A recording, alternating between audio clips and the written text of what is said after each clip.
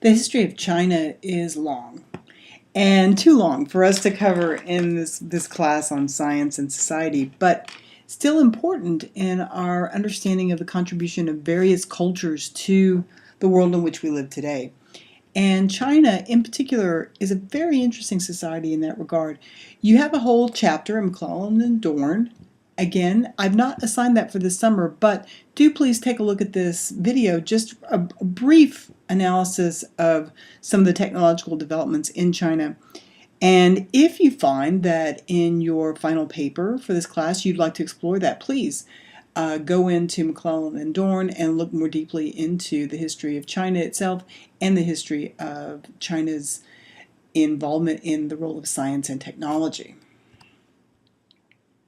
China's society is very old, probably beginning around 2000 BC. We start to see recorded Chinese history using the kind of reading and writing, the language of China that you know today. Chinese characters are very complex. Chinese history of language, very complex. We think that the Chinese have some 30,000 different characters. Some of the characters in Chinese language are related to ideas, some to specific sounds. When you put more of these characters together, you get different sounds and different ideas. But we're not focusing just immediately on that, but that is around 2000 BC we start to see Chinese writing show up. And so we typically look at around 2000 BC as the beginning of Chinese history. It certainly is older than that, and that date is certainly debatable.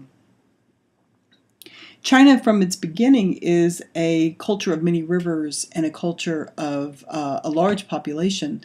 The various rivers, there are some 6 of them, provide much water for this very large area. And one of the things in Chinese technology that they're most famous for is that when China starts to develop as a civilization, when it has strong leadership, in particular the first emperor of China shows up in about the 200s BC. This is the Emperor Chen, the fellow who gives his name to the region. One of the things that he does is double the agricultural output of China. Now, this takes an extraordinary amount of control of the resources, which he does have, the resources including not only the land but also the people. And in his leadership, one of the things he will devise is this image you have here of terraced agriculture. Will literally take a mountainside, and you can see here is a hillside or mountainside not terraced, and we will use excavation, almost all of it by hand, to carve out levels that can be farmed. And this is extraordinary. We see this in many places in the world, but in China on a huge scale. In antiquity, in the 3rd century BC, China supported a population of well over 20 million. It was the largest population in antiquity. China today, of course, is the largest population in the world. So terraced agriculture, managing water resources, managing land resources in order to feed the people. Other technological innovations that the Chinese give us come from the military side. And this image is of an ancient crossbow, probably as early, again, as the 3rd century BC. China was in a period of warfare. The Emperor Qin ends that warfare and creates one state. But the crossbow is one of the developments that is associated with this period of warfare. As you can see, here is our crossbow. This is in a glass case. Sorry, it's not the best picture. And you can see the mechanisms here for launching an arrow that would be loaded here. This is a smaller one, looking much kind of like a smaller handheld weapon, as you can see, where again you would load your arrow here, and the mechanism here would be released in order to launch it. So the earliest crossbows, some of them rather small and very convenient to use, perhaps not super accurate, but coming with a lot more force than a traditional bow and arrow. Other technological inventions, your book, McClellan and Dorn, will talk about that the first compass was developed by the Chinese. This flat area here is directional, yeah? And then this image here, this metal lodestone, this looks something like a spoon, right, is the actual lodestone that will react to magnetic north. And so a very interesting device developed by the Chinese.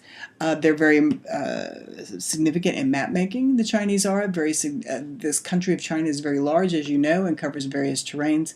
As we've already mentioned, there's a lot of military uses for a lot of need for military devices such as the compass to figure out where we're headed directionally. And also the Chinese will be very much involved in navigation, so both overland and over the seas. So a very interesting development, perhaps as early as the 200s BC. Sorry, this is a bit blurred, but along that Great Wall of China, which is featured in one of the other videos for this class, you'll see the Chinese developed watchtowers every so often. Some say every 20 miles, some say every 10 miles, along the Great Wall of China, a watchtower that would allow them to control information, peoples, trade, all along that Great Wall of China. So a technological innovation, a military innovation, communication innovation. In the 1st century AD, in the Han Dynasty, we have the example of the rudder. We have not seen a rudder on sailing vessels before the Chinese. You might use an oar in the water, placed in the water to sort of steer a small boat. The Chinese are going to develop on this model, you'll see back here, a rudder device, a much larger rudder than just a paddle in the water, and it is below the water line. Developing this kind of sailing technology will be absolutely crucial for the larger sailing ships that come after, not only for the Chinese, but for the Indians and also the Europeans.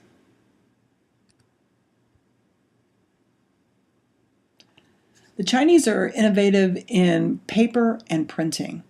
We're going to find when we look at the scientific revolution in Europe that without the printing press, that without paper, this scientific revolution, the sharing of ideas, would not have happened as handily as it did. And it is the Chinese who first developed this technology. It will become very important, again, as we said, for European history and the history of science. This image is of a paper that has been printed by this device. This device features movable type. I'm not exactly sure, to be honest. I'm not sure we're exactly sure how it worked. We have something similar from early Greek history as well. But in China, we have this idea of movable type so that you can craft a plate that has the words, the images you wish to print, and then print multiple times on it, as opposed to carving it into wood, which again would mean that plate had one use. If the movable type can be rearranged, then your technology can be used over and over again. Not only that, you can make, of course, multiple copies. Paper is a new invention. Paper is a source of writing material. As I'll say in another video, we don't no longer have to use wooden tablets or wax tablets or mud tablets. Paper is a fibrous material. You probably know it is made in our society primarily from wood pulp. In antiquity, you'll find it made from wood pulp, from old cloth, cotton, what have you, can be used to craft a pulp that can then be made into paper. And the Chinese are the first to do so. This makes information much more easy to transport, to transfer. Paper is actually reusable. You can sort of scrape it. We say erase it today. When you erase, you oftentimes sort of scrape the surface of your paper, you may be aware. And so it's reusable, it's lightweight, it's transportable. And for the Chinese, inventing of paper, inventing of the printing press is revolutionary in the sharing of information. We've talked a little bit about the Silk Road in another video. You may have seen this one first. You may watch that one first. And the Silk Road is the trade of this fabulous material. Silk, you probably know, originates in China.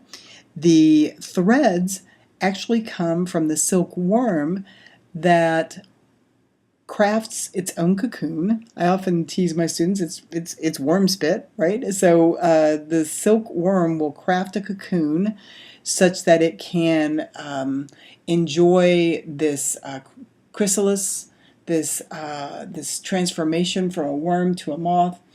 And it's the cocoons themselves that the textile workers will take. They will put the cocoons into hot water to separate the threads, if you will, that the worms have created. They will then use that to craft amazing textiles that were highly valued throughout the world.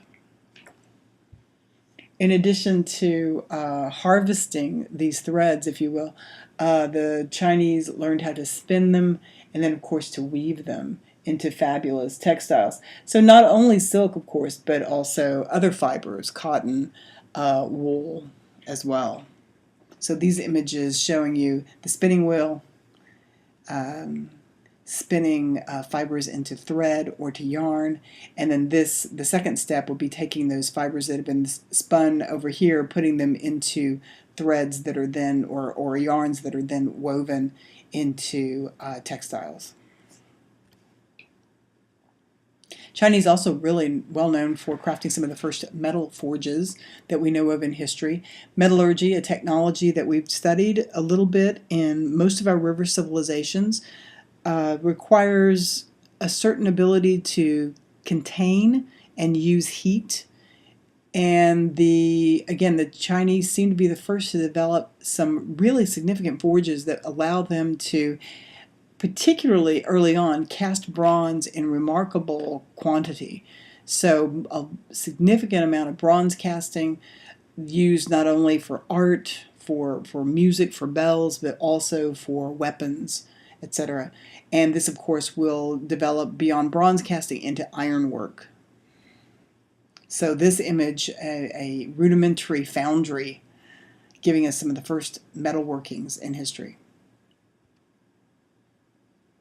Most people, when they think of China and Chinese technology, almost always go to gunpowder, and gunpowder perhaps one of the greatest contributions the Chinese make to chemistry, to pyrotechnics, to military technology. So we have references as early as the 400s to gunpowder, and by the 1280s we have evidence, we have a written confirmation that a gunpowder store and a storage facility is really what that means. A gunpowder storage facility caught fire and blew up, and then a week later, it took a week, the leaders at the scene determined that 100 people or more had died almost instantaneously.